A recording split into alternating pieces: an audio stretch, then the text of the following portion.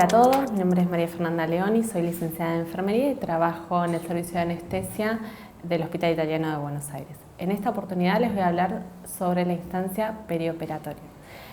¿Qué cosas como enfermero tenemos que tener en cuenta al momento de recibir a un paciente para que va a ser sometido a una cirugía? ¿O qué cuidados tiene que saber el paciente antes de venir al hospital? Lo que vamos a ver es, lo que les voy a hablar en esta charla es sobre baño prequirúrgico, sobre el consentimiento informado, sobre el checklist y el marcado quirúrgico. Todos sabemos que el objetivo del baño prequirúrgico es reducir la carga bacteriana y la flora habitual de los pacientes, ¿no?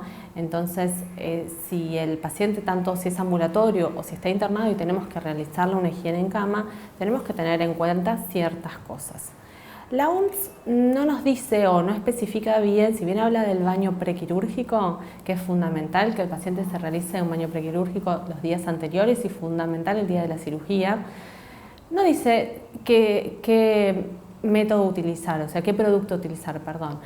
Puede ser tanto un antiséptico como un jabón de aseo personal, pero es importante realizarlo para disminuir las infecciones de la herida quirúrgica.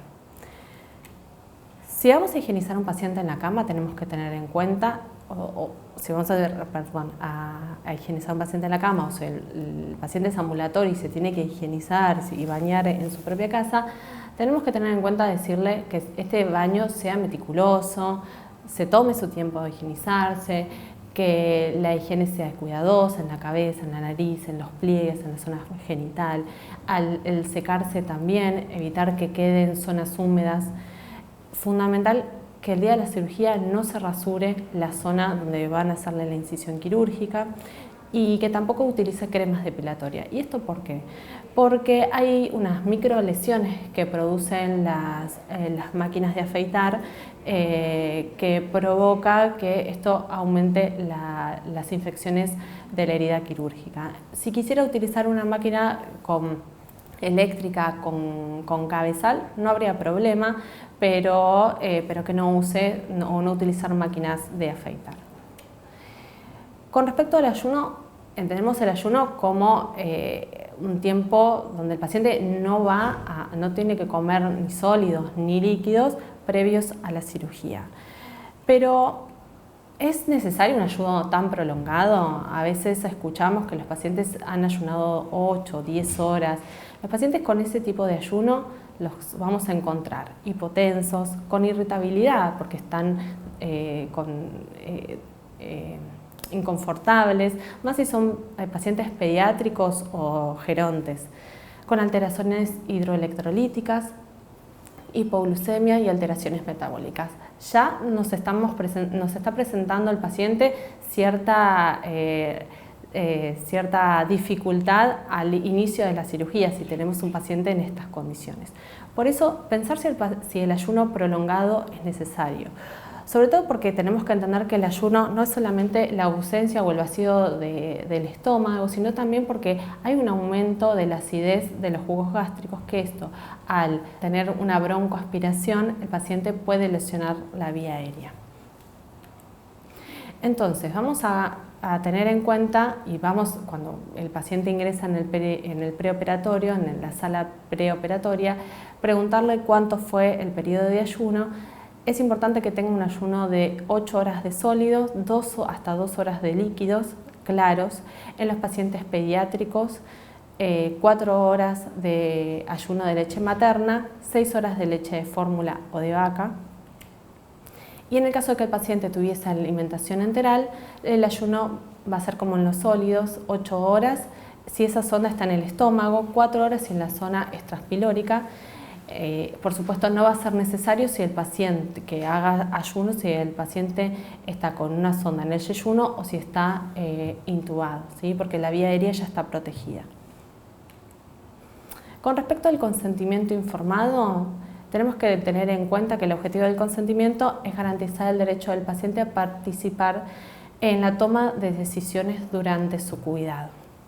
Entonces, hay que tener en cuenta que cuando el paciente no puede firmar el consentimiento informado previo a la cirugía, ¿sí? Hay que, inmediatamente digo, ¿no? Cuando se está por ingresar a quirófano, tiene que ser en un ámbito privado, tenemos que brindarle información, toda la que nos solicite, las dudas que tenga. Identificar las barreras que afecten en la comprensión, por ejemplo, las barreras lingüísticas. Si es un paciente que no comprende el español, tenemos que pedir ayuda a algún traductor que facilite la correcta comunicación que podamos establecer con el paciente. Y, por supuesto, siempre chequear la comprensión que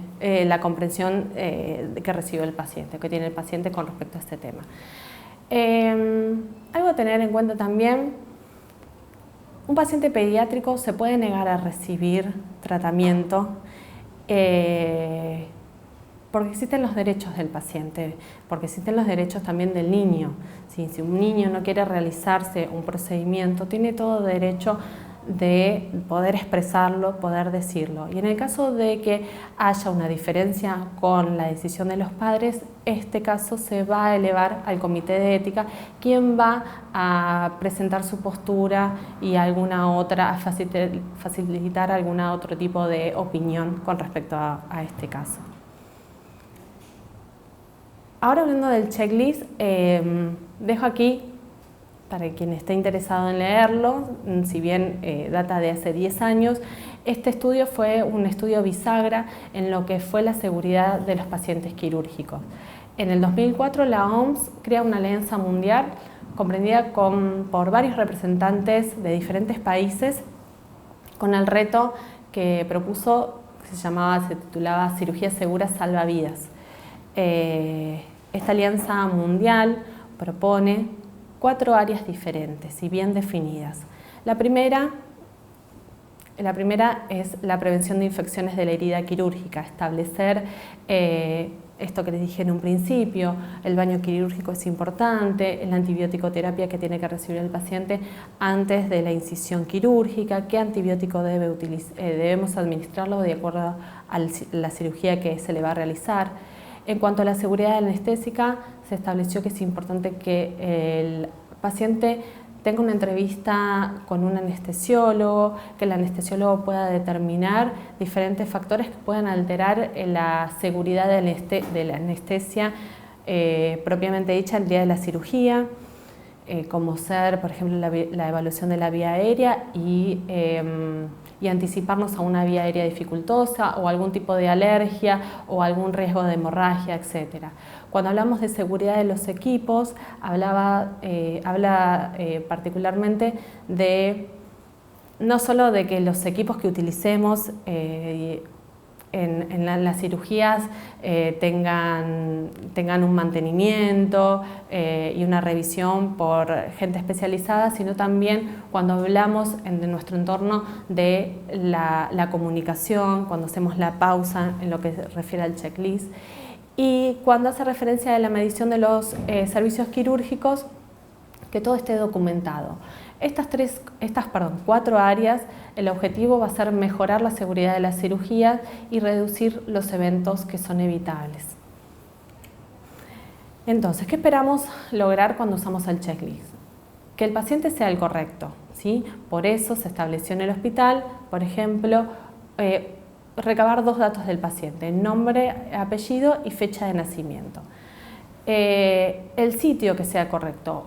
Cuando el paciente todavía no está dormido, el paciente tiene que poder identificar cuál es el lugar, el lugar de la cirugía, dónde lo van a operar, si es miembros inferiores, qué pierna le van a operar o qué brazo. Una vez identificado, se va a hacer un marcado quirúrgico.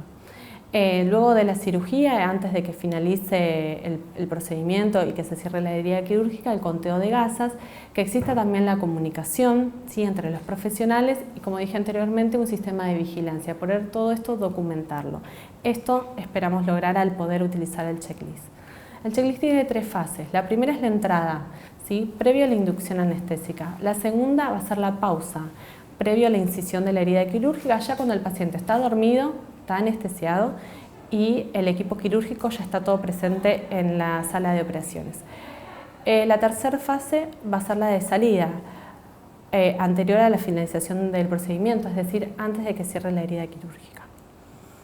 En la fase 1, antes de la inducción, se va a confirmar la identidad del paciente, se va a localizar, el paciente tiene que localizar o confirmar de qué lo van a operar, cuál va a ser el procedimiento quirúrgico, se debe chequear si el consentimiento tanto de anestesia como de cirugía si tuviesen una historia clínica electrónica, si están escaneados y subidos a la historia clínica del paciente, o si tuviesen una historia clínica de papel, que estén dentro de la historia clínica del paciente, si este paciente tiene alergias y cuáles son, y si posee prótesis dental, prótesis, lentes de contacto, o si posee algún tipo de alhaja, ropa interior y demás.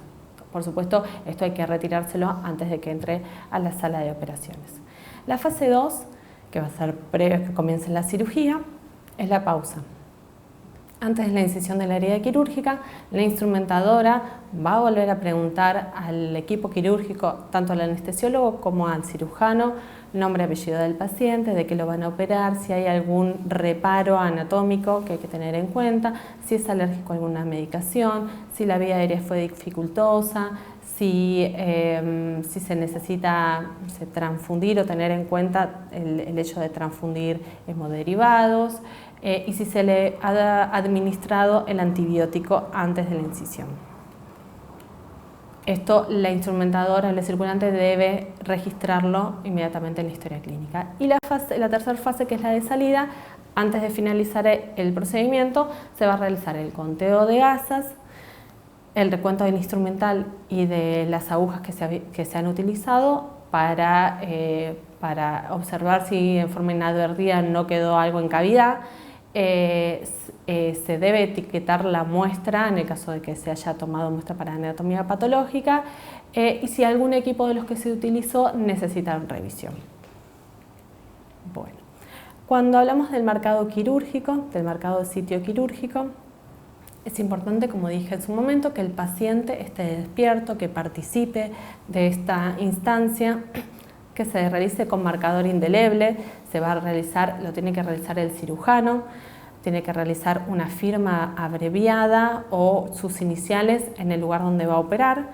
Y hay casos especiales, por ejemplo en los neonatos. Los neonatos no se va a utilizar, se tiene que utilizar tinta no indeleble, ¿sí?, al agua. En los pediátricos podemos pedir la colaboración de los padres y que lo hagan los padres en vez del profesional. Y en el caso de que el paciente esté en ventilación mecánica, tenga demencia, trastornos cognitivos, o que no pueda él decirnos por alguna patología qué es de qué lo van a operar, tenemos que hacer partícipe al familiar. Bueno, con esto finalizo la charla. Muchísimas gracias por su atención.